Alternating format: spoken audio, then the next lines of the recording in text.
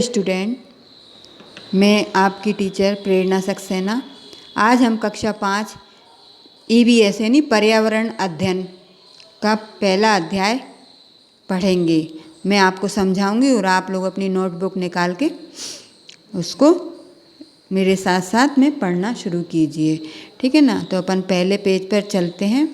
पहला पाठ दिया है, इसमें जो अध्ययन करेंगे हम वो है कैसे पहचाना चींटी ने दोस्त को, ठीक है ना। तो अब इसमें दिया है, क्या तुम्हारे साथ कभी ऐसा हुआ है, तुम स्कूल के मैदान में बैठे खाना खा रहे हो और चील आकर फुर्ती से तुम्हारी रोटी ले गई हो। तुम एक सोए हुए कुत्ते के पास से गुजरे और झट से उसके कान खड़े हो गए। खाते समय तुमसे कुछ मीठा ज़मीन पर गिर गया और कुछ ही पल में वहाँ चींटियों का झुंड इकट्ठा हो गया। क्यों होता है ऐसा सोचकर बताओ, ठीक है ना। तो क्यों होता है ऐसा सोचकर बताने के लिए, जब जानवरों में भी देखने, सुनने और सूंघने और महसूस करने की शक्ति होती है ना। कोई जानवर मीलों दूर से शिकार को देख लेता है। कोई ऐसा जानवर भी होता है जो बहुत दूर, मीलों दूर बैठे हुए अपने शिकार को भी देख लेता है। कोई हल्की से हल्की आहट को भी सुन लेता है। कोई जानवर अपने साथी को सूंघकर ढूंढ लेता है। न जानवरों की भी अजब दुनिया है।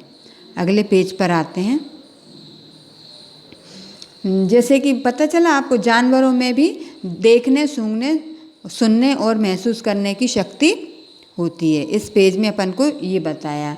कोई भी जानवर मीलों दूर के शिकार को देख लेता है, तो कोई हल्की सी आहट या आवाज़ होती है तो उसे सुनकर भी पहचान लेता है। कोई जानवर अपनी साथी को सूंघकर पहचान लेता है या ढूंढ लेता है।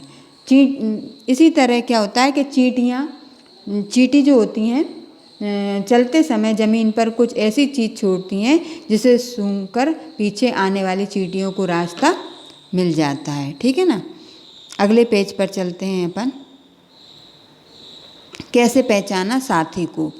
इसमें है, एक चींटी अपने रास्ते चली जा रही थी। अचानक अपने सामने दूसरी टोली की चींटियों को देखकर वह झट से अपने बिल में जाकर छुप गई, मतलब अपने बिल की तरफ दौड़ गई वापस। बिल के बाहर पहरा दे रही चींटी ने उसे पहचान लिया और बिल में घुसने को दिया। अब इसमें क्या है, सोच के बताने वाली बातें हैं। तो इस चींटी को कैसे पता चला कि सामने वाली चींटी दूसरी टोली की है, या पहरेदार चींटी ने इस चींटी को कैसे पहचाना होगा। तो जैसे ही कीड़े मकोड़े जो होते हैं, हमारी तरह जानवरों में, कीड़े मकोड़ों में भी देखने, सुनने और सूंघने और महसूस करने की शक्ति होती है ना। तो इन्हीं क्षमताओं के कारण इस चींटी को पता चल गया कि दूसरी जो चींटी है सामने वाली, वह दूसरी टोली की है ना। इस तरह से अपन उत्तर बना सकते हैं इसका। लेकिन मैं आपको पूरा पाठ होने के बाद इसके क्वेश्चन आंसर डाल दूंगी, इस क्वेश्चन आंसर की PDF डाल दूंगी, तो वो आप उसमें से नोट कर लीजिएगा। अभी तो सिर्फ समझाने के लिए होता है। पहरेदार चींटी ने इस चींटी को कैसे पहचाना। अब इसमें क्वेश्चन जो दिया है सोच के बताने वाला है, जो अपन ने पहले पेज पढ़ा था उस पे से। तो कैसे पहचाना, पहरेदार चींटी ने अपनी साथी चींटी को सूंघकर पहचान लिया। अब आता है इसमें क्या, चीनी के कुछ दाने, गुड़ या कोई मीठी चीज़ ज़मीन पर रखो। अब इंतज़ार करें चींटियों के आने का। अब देखो चींटी कितनी देर में आएगी। चींटी लगभग 10 से 15 मिनट के बीच में आ जाएगी।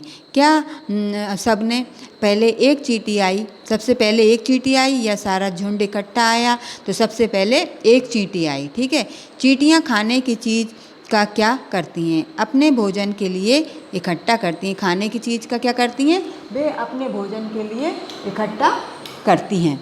इसके बाद है, वे उस जगह से कहाँ जाती हैं। तो वे उस जगह से खाना इकट्ठा करके वे अपने बिल में चली जाती हैं, ठीक है ना।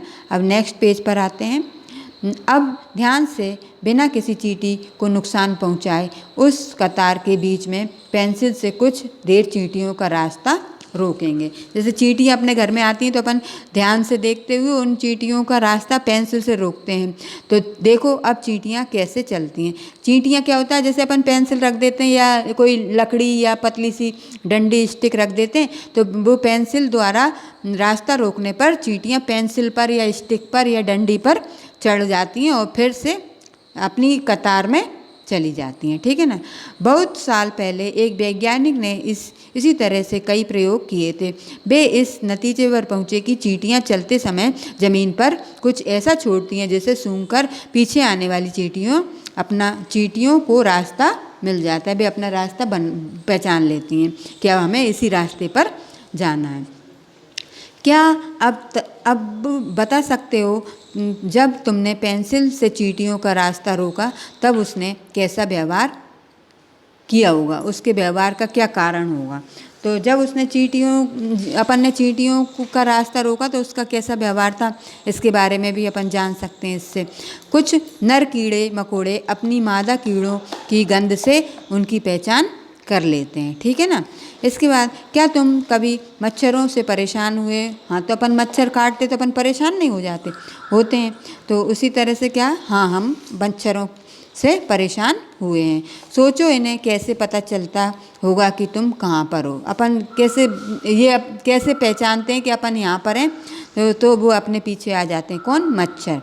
तो मच्छर तुम्हारे शरीर की गंध, खासकर पैरों के तलवे, जो पैरों में तलवे होते हैं, उसकी दुर्गंध से अपन को पहचान लेते हैं और शरीर की गर्मी में से तुम्हें ढूंढ लेते हैं।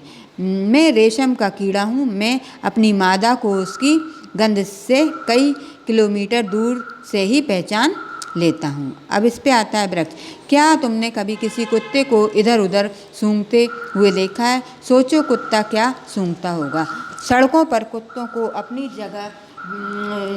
जगह बटी होती है। सड़कों पर कुत्तों की अपनी अपनी जगह बटी होती है कि वो इस इलाके का है, हम इस इलाके का, इस तरह से, है ना। उनका क्षेत्र बटा हुआ रहता है। एक कुत्ता दूसरे कुत्ते के मलमूत्र की गंध से जान लेता है कि उसके इलाके में बाहर का कुत्ता आया होगा। ठीक है ना। नेक्स्ट पेज पर आते हैं। अब लिखना है। क्या लिखना है, ये मैं आपको जब क्वेश्चन आंसर लिखवाऊंगी, इसकी PDF डालूंगी, तब आप देख लेना। ठीक है। कुछ इसमें लिखे हुए हैं तो देख सकते हैं। हम कुत्तों के सूंघने की शक्ति का इस्तेमाल कहाँ कहाँ करते हैं। तो हम कहाँ कहाँ कुत्तों के सूंघने की शक्ति का इस्तेमाल करते हैं, आपको पता है? जैसे कि चोर को पकड़ने में, है ना, तो चोर को पकड़ने में करते हैं, या किसी चीज़ को ढूंढने के लिए भी हम उस कुत्ते की सूंघने की शक्ति का इस्तेमाल करते हैं, है ना।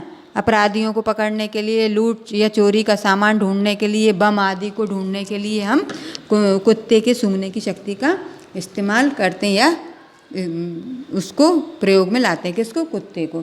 इसी तरह दूसरा प्रश्न दिया है, किन किन मौक़ों पर तुम्हारी सूंघने की शक्ति तुम्हारे काम आती है, सूची बनाओ। उदाहरण के लिए, खाने की गंध से उसके खराब होने का पता चलता है, किसी चीज़ के जलने का पता चलता है। जैसे कोई चीज़ खराब हो जाती है, सड़ने लगती है, तो हम उसको दुर्गंध से पहचान लेते हैं, है ना, पहचानते ही हैं।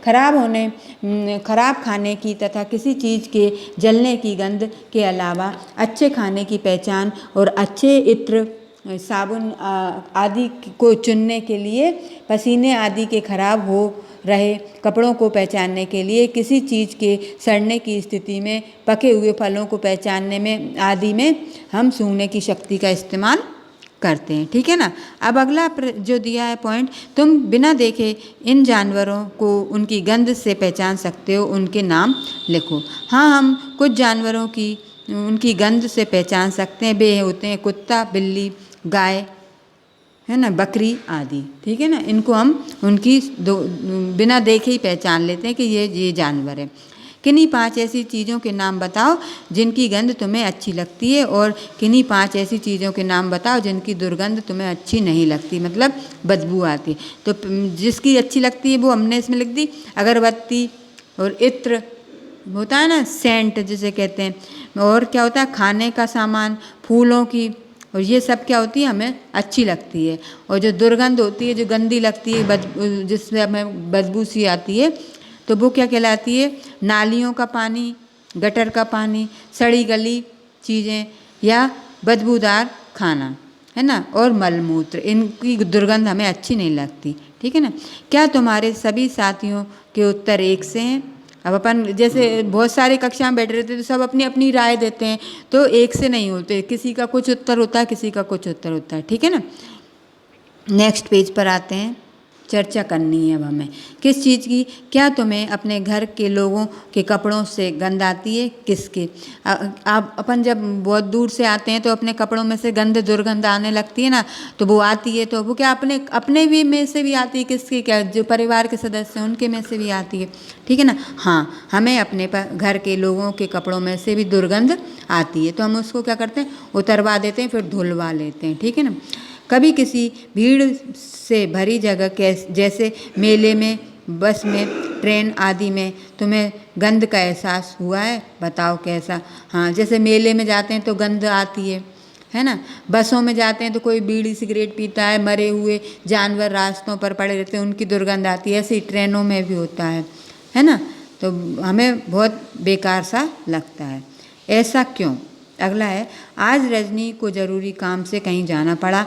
अपने 6 महीने के बेटे दीपक को वह अपनी बहन सुशीला के पास छोड़ गई। सुशीला ने अपनी बेटी भी इतनी ही छोटी थी। उस सुशीला की जो बेटी थी वो भी उसके बेटे की तरह ही छोटी थी, 6 महीने की थी। मज़े की बात यह हुई कि दोनों बच्चों ने एक साथ पोटी कर ली। अपनी बेटी की पोटी धोने के बाद वह दीपक की पोटी साफ करने लगी तो फटाफट उसने अपने मुंह और नाक को दुपट्टे से ढक लिया, ठीक है ना। जब किसी बच्चे की पोटी साफ करते हैं तो बदबू आती है ना, तो वो क्या होता है, अपन नाक पे कपड़ा रख लेते हैं या नाक को ढक लेते हैं। सोचो और चर्चा करके बताओ, क्या बताना है। सुशीला ने अपनी बेटी की पोटी साफ करते समय तो मुंह नहीं ढका था, लेकिन दीपक की पोटी साफ करते समय उसने मुंह पर ढक लिया था। ऐसा उसने क्यों किया था? तो अक्सर हम किसी गंध उत्तर जैसे आता है तो अपन क्या करते हैं, इस पैराग्राफ को पढ़ के अक्सर हम किसी गंध से तब ज़्यादा परेशान होते हैं जब हमारा मन उसको गंदा मानता है। अगर हम मन बना लें कि वही गंध उतना परेशान नहीं करती। अतः सुशीला ने अपनी बेटी की पोटी साफ करते समय मुंह नहीं ढका और दीपक की पोटी साफ करते समय मुंह को ढक लिया, ठीक है ना। अगला पॉइंट दिया इसमें, जब तुम कूड़े के ढेर के पास से गुजरते हो वहाँ की गंध तुम्हें कैसी लगती है? उस बच्चे के बारे में सोचो जो दिन में कई घंटे इसी कचरे के ढेर में से चीज़ें बीनता होगा। तो कूड़े के ढेर की गंध हमें बहुत बुरी लगती है ना, लगती है। वो तो जो बच्चे इसी कचरे के ढेर में से चीज़ें बीनते हैं उन्हें शायद कूड़े की गंध बुरी नहीं लगती है, क्योंकि वो उस चीज़ के आदी हो जाते हैं। उन्हें वही चीज़ अपन ज़्यादा जाते नहीं हैं कचड़े के पास या दुर्गंध के पास, तो अपन को बुरा लगता है, अपन नाक मुंह को ढक लेते हैं। लेकिन जब वो बच्चे या जो भी इंसान वो कचड़े के ढेर में ही दिन भर काम करते हैं तो उनको वो दुर्गंध भी भाने लगती है और वो अपना काम करते रहते हैं उसी कचड़े के या कूड़े के ढेर में बैठे बैठे हैं, क्योंकि गंध बुरी नहीं लगती है। क्योंकि अगर हम मन बना लेते हैं, क्योंकि उनका मन उसी दुर्गंध में ही बना हुआ हो जाता है कि वो दुर्गंध या उससे उनको कोई मतलब नहीं, वो अपने काम में मन लगाते रहते हैं ना, तो बुरी गंध भी उन्हें उतना परेशान नहीं करती। अगला है, क्या गंध का अच्छा या बुरा होना सभी के लिए एक जैसा होता है या इस पर हमारी सोच का असर भी पड़ता है?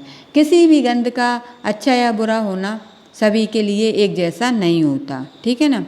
अब जो चीज़ अपन को अच्छी लग रही है वो शायद दूसरे को अच्छी ना लगे, या दूसरे को अच्छी लग रही है वो अपन को अच्छी ना लगे। ऐसा कुछ नहीं है, सबकी अलग अलग सोच और मन रहता है, यह हमारी सोच पर निर्भर करता है। नेक्स्ट पेज पर आते हैं, कैसे दिखा।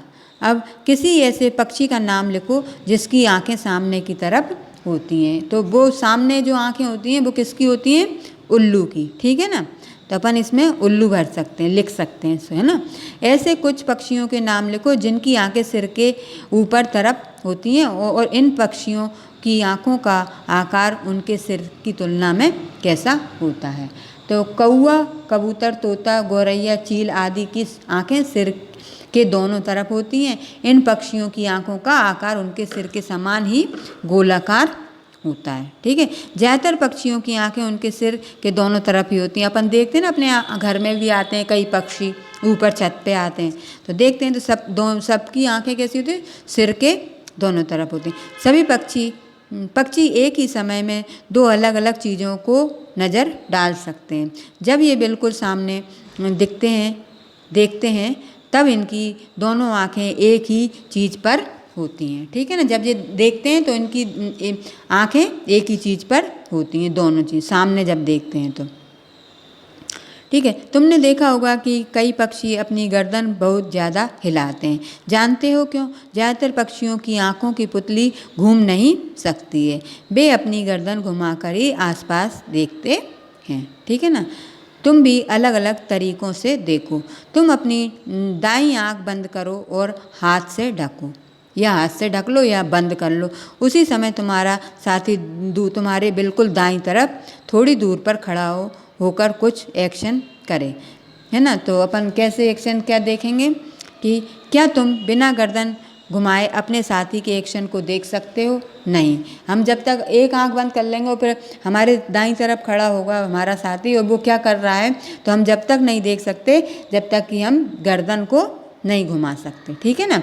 अब दोनों आंखें खोलकर बिना गर्दन घुमाए दाईं तरफ खड़े साथी के एक्शन को देखो। तो दोनों आंखों से देखने पर देखने का दायरा बढ़ जाता है। मतलब जब दोनों आंखों से देखते हैं तो देखने का जो दायरा रहता है, क्षेत्र रहता है, वो क्या होता है, बढ़ जाता है। इसलिए हम दोनों आंखों से तो देख सकते हैं, लेकिन एक आंख को बंद करके बिना गर्दन घुमाए हम नहीं देख सकते।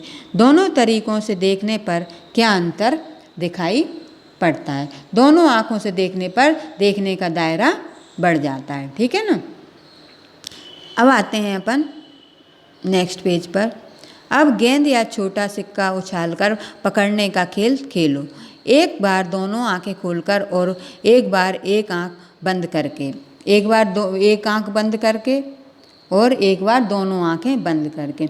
इस स्थिति में उसे पकड़ना आसान लगता है। किस स्थिति में आपको उसको सिक्का जो उछालेंगे उसको पकड़ना आसान लगता है? दोनों आंखें बंद करके कैसे पकड़ पाएंगे? नहीं। तो अपन कैसे, जब एक आंख बंद करके और एक आंख खोलकर तो पकड़ भी सकते हैं। ठीक है ना।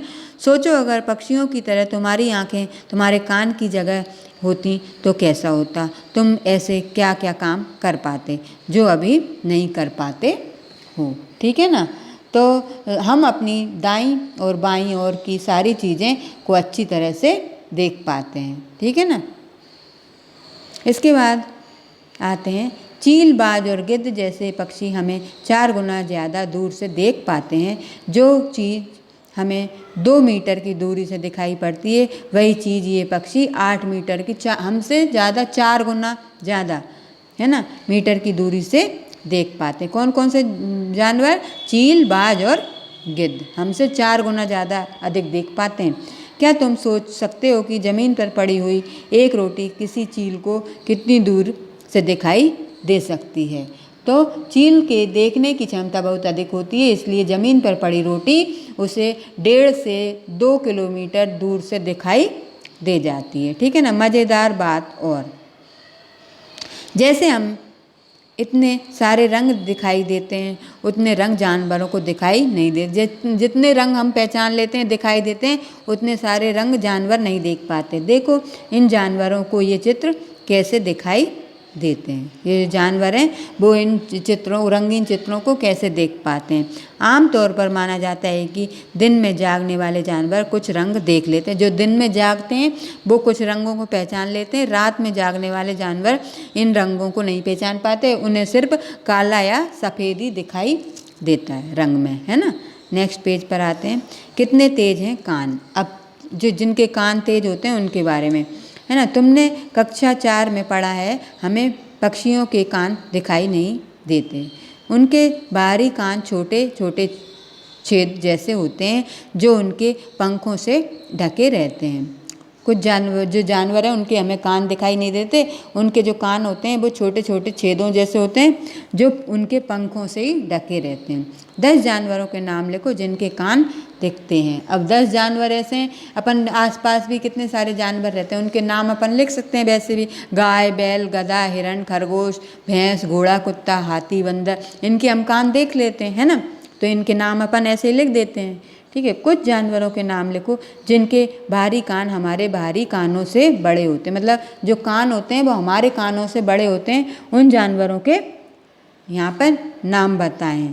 तो जानवरों के नाम जो बड़े बड़े कान वाले होते हैं वो होते हैं हाथी, खरगोश, गाय, भैंस, बैल, कुत्ता आदि के बाहरी कान हमारे कानों से बड़े होते हैं। ठीक है ना।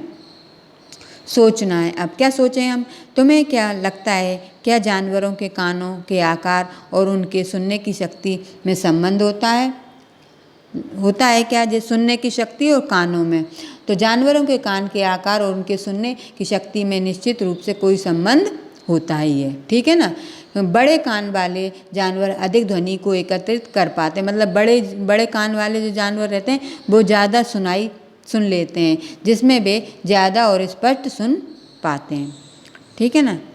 अब आता है करके देखेंगे। स्कूल में कोई शांत जगह ढूंढो जहां एक बच्चा काफ़ी बच्चों से थोड़ी दूर पर खड़ा होकर धीरे से कुछ बोल रहा है। बाकी बच्चे उसे ध्यान से सुने। वही बच्चा फिर से उतनी ही धीरे बोले। इस बार बाकी बच्चे अपने कानों के पीछे हाथ रखकर सुने। किस बार आवाज़ ज़्यादा साफ सुनाई देती है अपने साथियों से पता करके बताना है। ठीक है ना। तो किस बार देती है, जब अपने कानों के पीछे हाथ रखकर सुनते हैं तो आवाज़ अधिक सुनाई हमें देती है। ठीक है ना। तो तुम अपने कानों पर हाथ रखकर कुछ बोलो, अपनी ही आवाज़ सुनाई देती है ना। हाँ, आगे पेज पर चलते हैं, है ना। एक बार डेस्क को बजाओ, कैसी आवाज़ आती है। अब जैसे चित्र में दिखाया है वैसे ही डेस्क पर कान लगाओ। एक बार फिर से अपने कान से डेस्क बजाओ, कैसी आवाज़ आती है। क्या दोनों आवाज़ों में कुछ अंतर होता है? सांप अंतर होता है क्या दोनों आवाज़ों में? हाँ, हमें अपनी ही आवाज़ सुनाई देती है। थप थप की आवाज़ सुनाई आती है कब हम जब डेस्क या टेबल को बजाते हैं। ठीक है ना। तो वही आवाज़ आती है लेकिन थोड़ा ज़ोर से आती है।